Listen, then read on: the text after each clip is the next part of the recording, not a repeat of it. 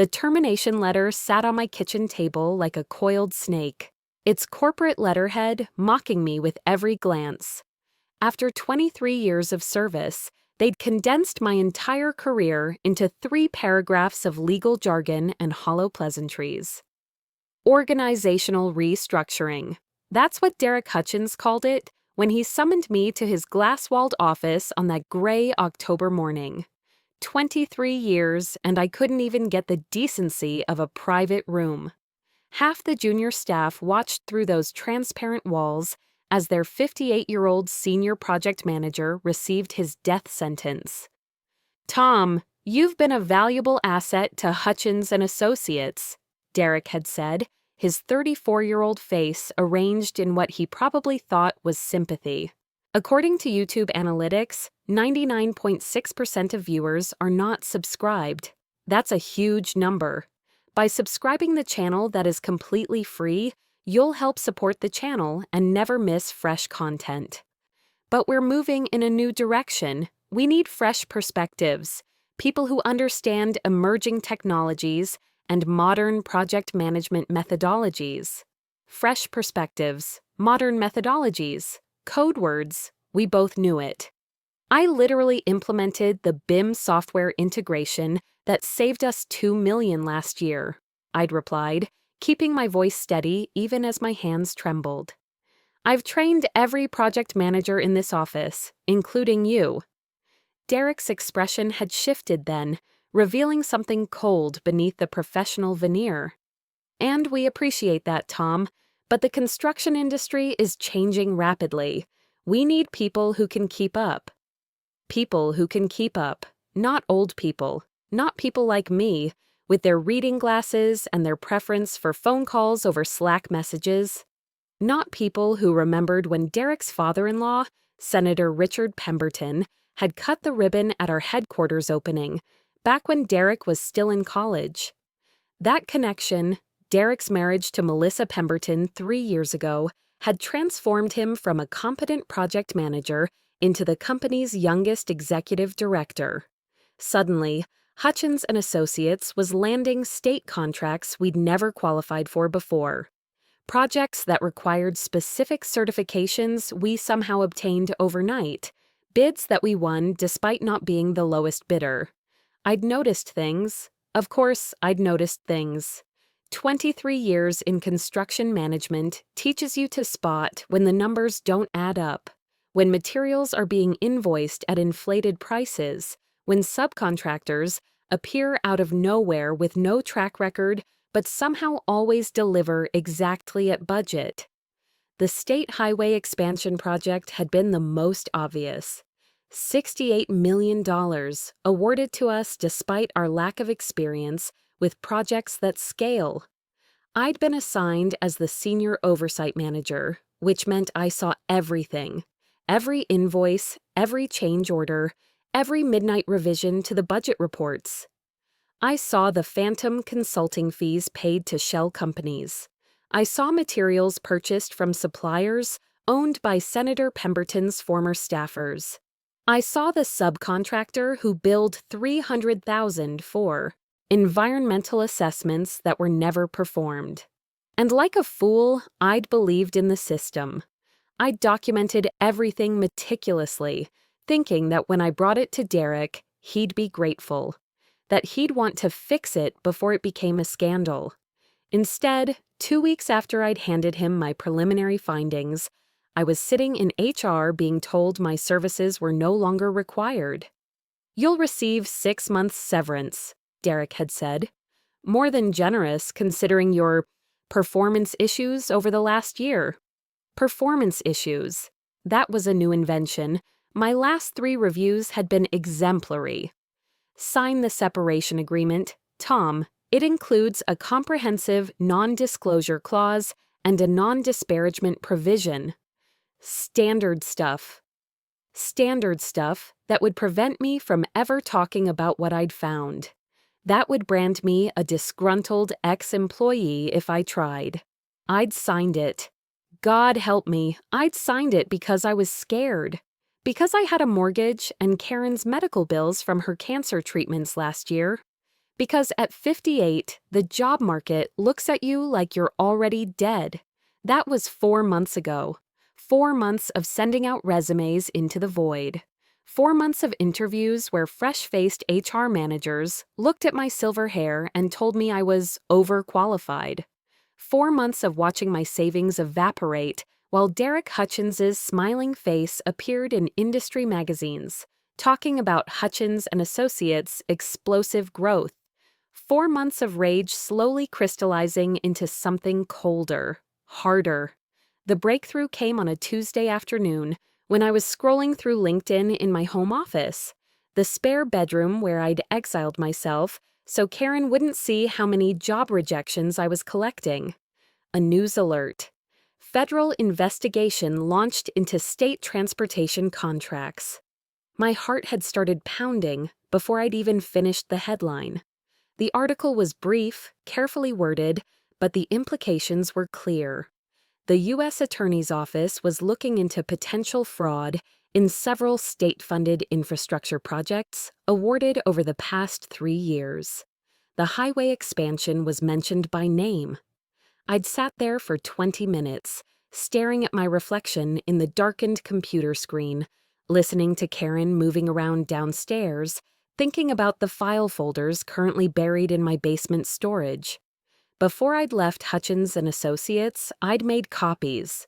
Not because I'd planned anything, I hadn't been that smart, but because 23 years of construction management had taught me to always have backup documentation. It was habit, instinct, covering my own ass in case Derek tried to blame me for any problems. I had invoices, emails, budget reports with my handwritten notes in the margins. Meeting minutes where I'd carefully documented conversations about unusual payment structures. I had enough to burn it all down, but the non-disclosure agreement I'd signed loomed in my mind like a wall. Breaking it would mean a lawsuit I couldn't afford, potential perjury charges, and the destruction of any remaining credibility I had. Unless someone else asked me to talk. Unless a federal investigation, with its subpoena power and whistleblower protections, came knocking on my door. The U.S. Attorney's Office website had a form for reporting fraud. I'd filled it out at 2 a.m. when Karen was asleep and I couldn't silence the voice in my head anymore. Not the vengeful voice, though that was there too, but the voice that remembered what I'd been before Derek Hutchins had tried to erase me. I'd been honest. I'd been diligent. I'd been the guy who cared about doing things right. And maybe, just maybe, I still was. The FBI agent who called me 3 weeks later introduced herself as Special Agent Patricia Morrison. Her voice was crisp, professional, with a slight Boston accent that reminded me of my father. "Mr. Riley, we'd like to speak with you about your time at Hutchins and Associates. Voluntarily, of course, but we believe you may have information relevant to an ongoing investigation." My hands were shaking so badly I nearly dropped the phone. I signed an NDA. We're aware. Our office has reviewed the agreement. In matters of federal investigation, such agreements don't prevent you from responding to lawful subpoenas or voluntary cooperation with law enforcement. We can provide you with documentation to that effect. When did you want to meet? How's tomorrow morning? The FBI field office in downtown Boston was less dramatic than I'd expected. Agent Morrison turned out to be a woman in her mid-40s with sharp eyes and a firm handshake. She was accompanied by Assistant U.S. Attorney James Chen, a younger man who looked like he survived on coffee and righteous anger. "Mr. Riley, thank you for coming in," Chen said, gesturing to a conference room chair. "We want to be clear from the outset. You're not in any trouble. We believe you're a witness to potential federal crimes, not a perpetrator." The relief nearly buckled my knees. For the next 4 hours, I walked them through everything. The phantom consulting companies, the inflated invoices, the suspiciously consistent budget overruns that somehow never resulted in project delays, the material suppliers with no websites and addresses that led to strip mall mailbox stores. I showed them the documents I'd brought, copies of everything, organized chronologically in labeled folders because old habits die hard. Agent Morrison's expression remained professionally neutral throughout, but Chen's jaw got tighter with each revelation. "Did you ever hear the name Pemberton mentioned in relation to these transactions?" Chen asked. "Not directly, but Senator Pemberton's former chief of staff, Marcus Webb, is listed as the principal officer for 3 of the consulting companies that received payments.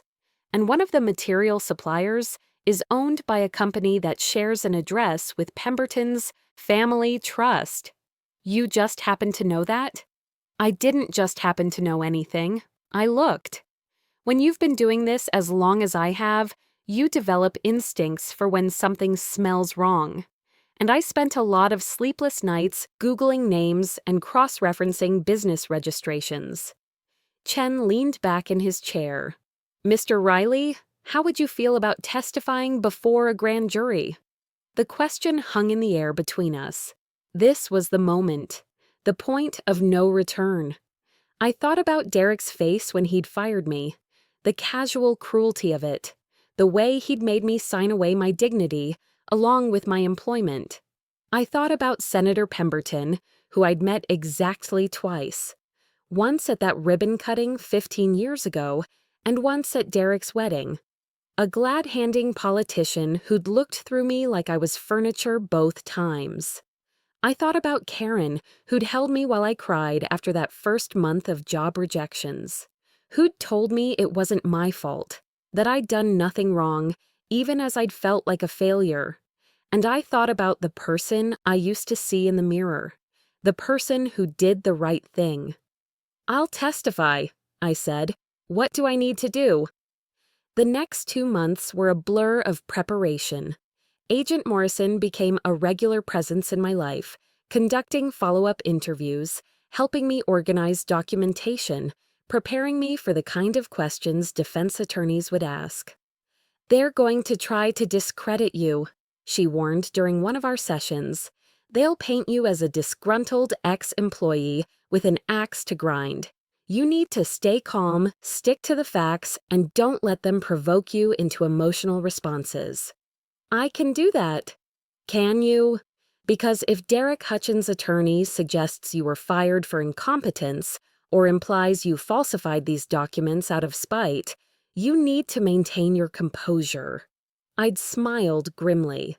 "Agent Morrison, I spent 23 years managing construction projects.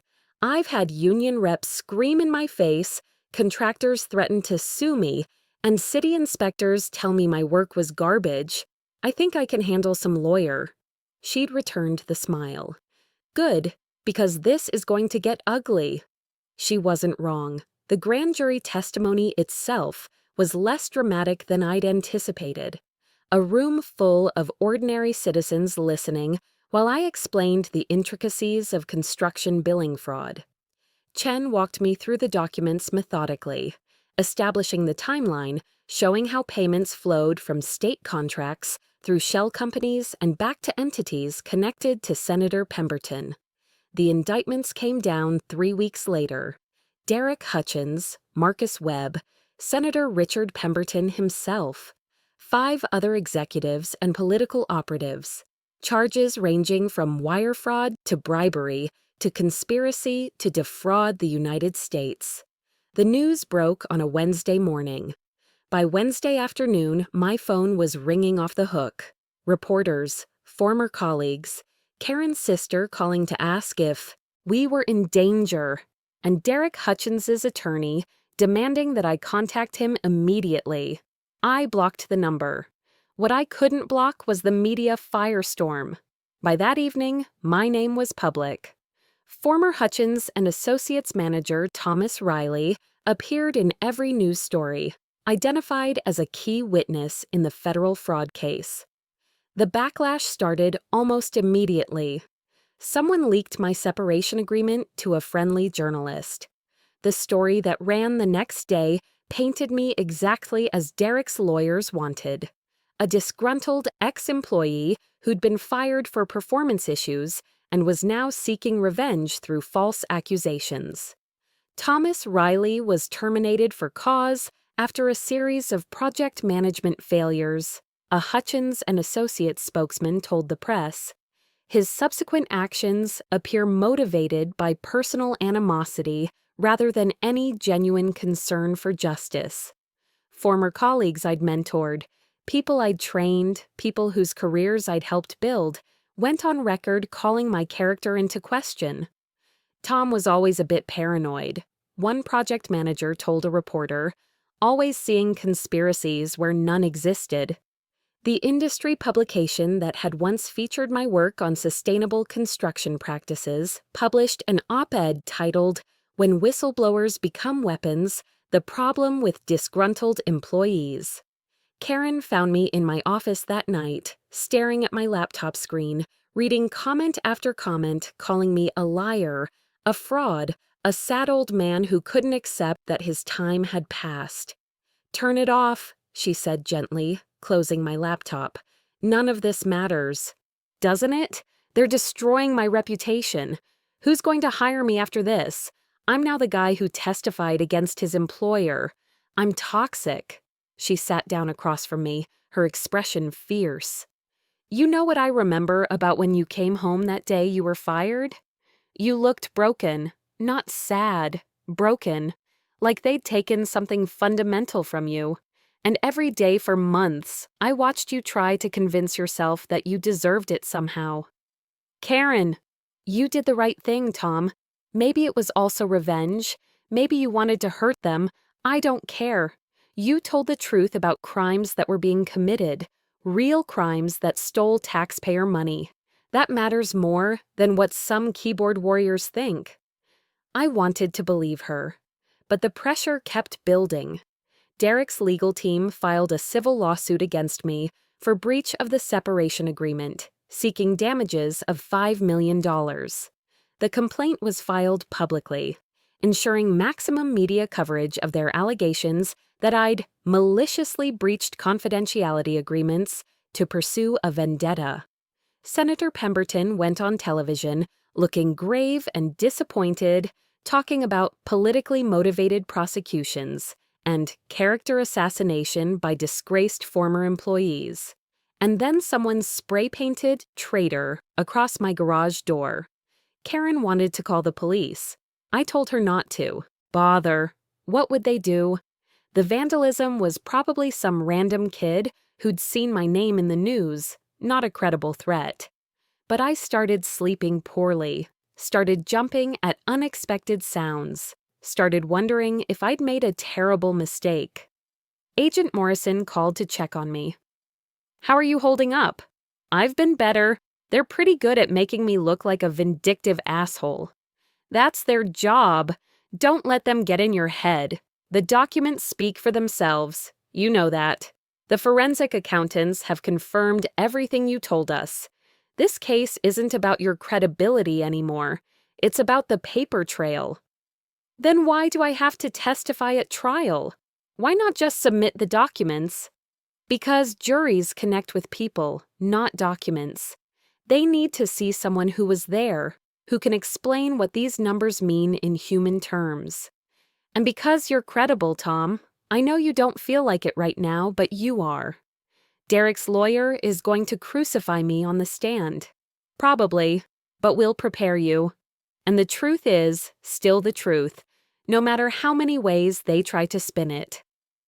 The trial began on a cold March morning, 8 months after I'd first walked into that FBI field office. The courthouse steps were crowded with media, protesters holding signs both for and against Senator Pemberton, and a few construction workers I recognized from old job sites. One of them, a crane operator named Mike, who I'd worked with on a hospital build 6 years ago, caught my eye and gave me a thumbs up.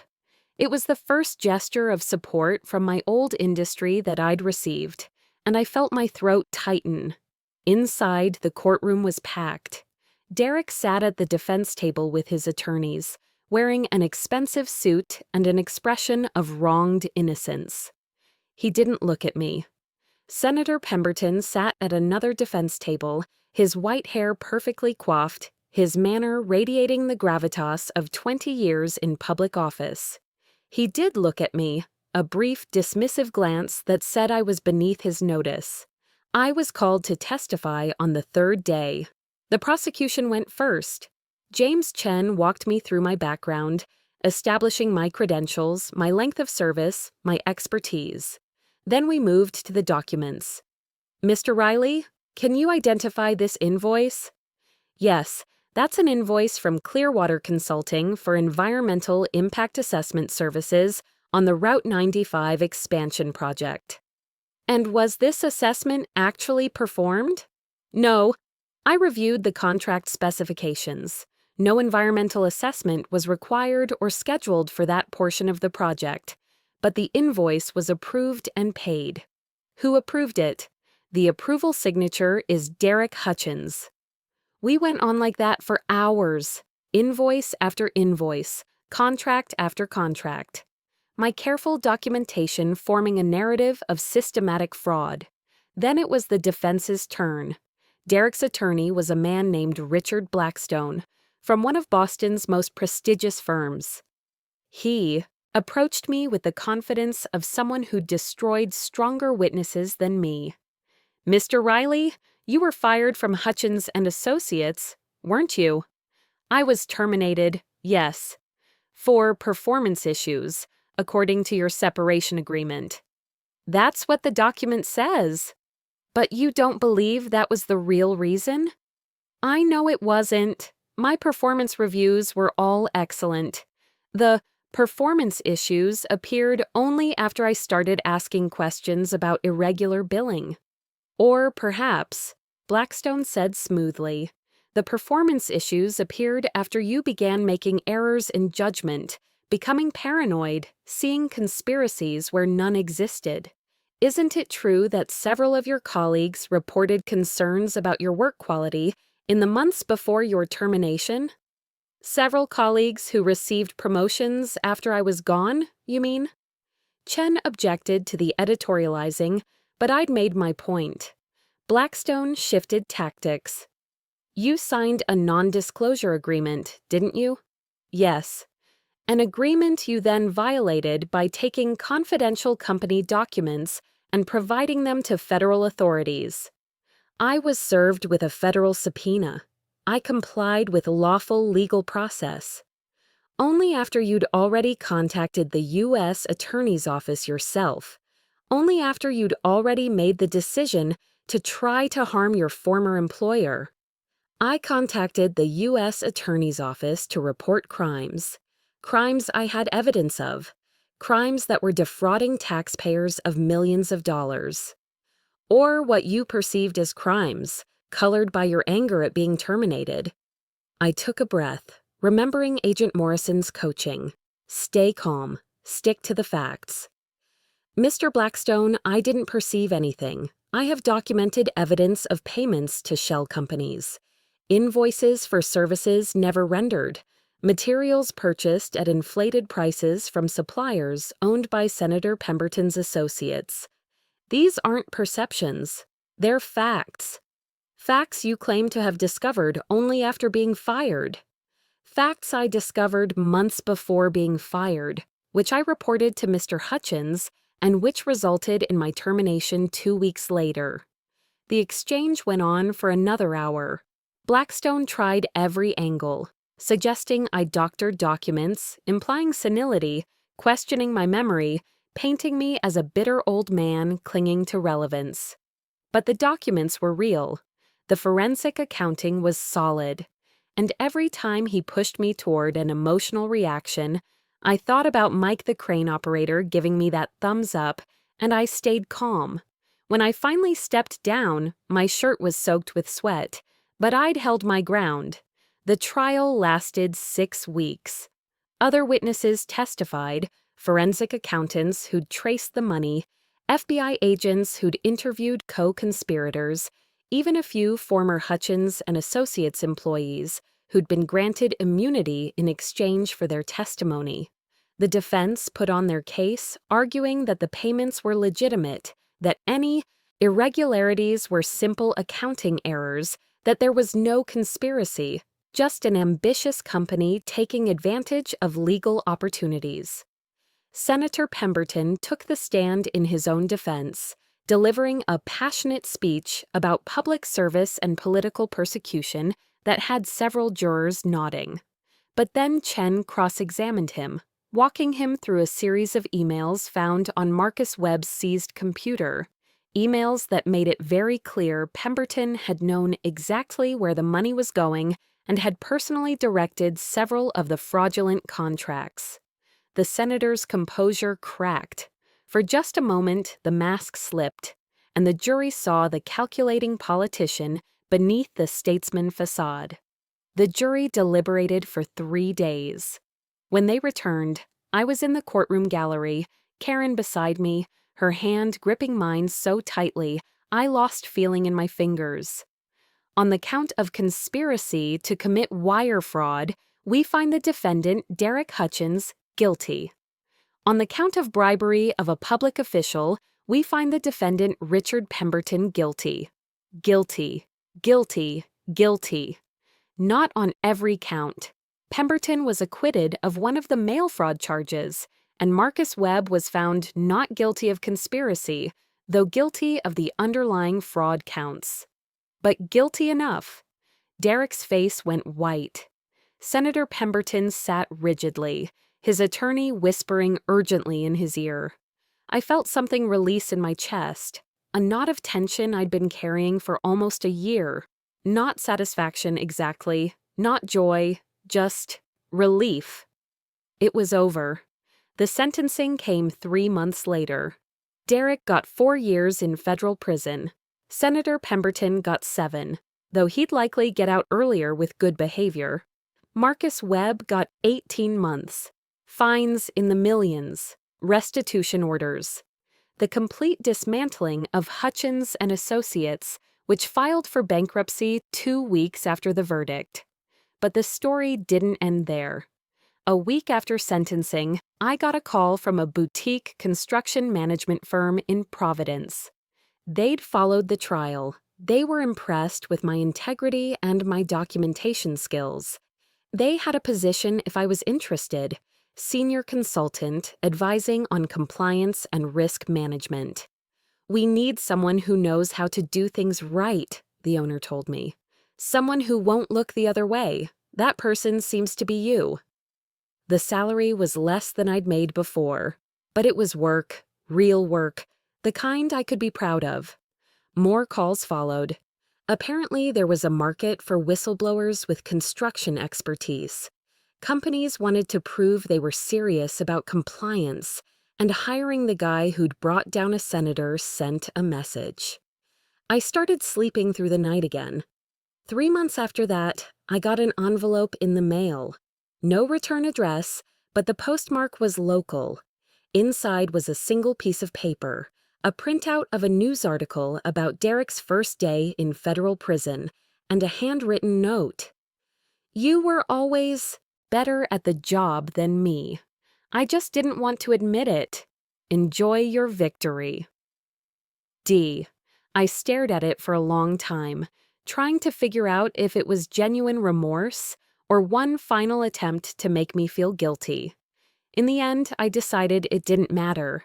I'd done what I'd done, not because Derek Hutchins fired me, though that had certainly been the catalyst. I'd done it because somewhere in that process of being discarded and devalued, I'd remembered who I actually was. Not just a project manager, not just an aging employee afraid of irrelevance. A person who believed that truth mattered, that honesty mattered, that doing the right thing mattered, even when it was hard, especially when it was hard. Karen found me in my office that evening, staring out the window at our newly painted garage door. "What are you thinking about?" she asked. I was thinking that I spent 23 years building things. Hospitals, schools, highways. Physical things you can point to and say, I made that. But the thing I'm most proud of isn't a building.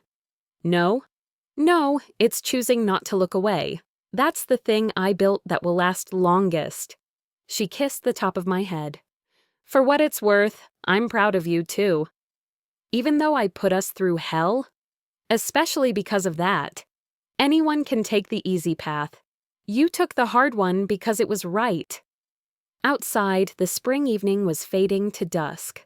Somewhere in a federal prison, Derek Hutchins was eating dinner off a plastic tray. Somewhere else, Senator Pemberton was probably plotting his appeal, still convinced he'd been wronged rather than caught.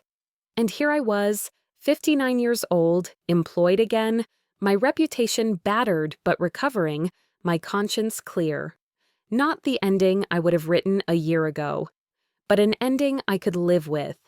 Maybe that's what justice actually looks like. Not perfect vindication, not complete victory, but the simple truth acknowledged and wrong, made right, even partially.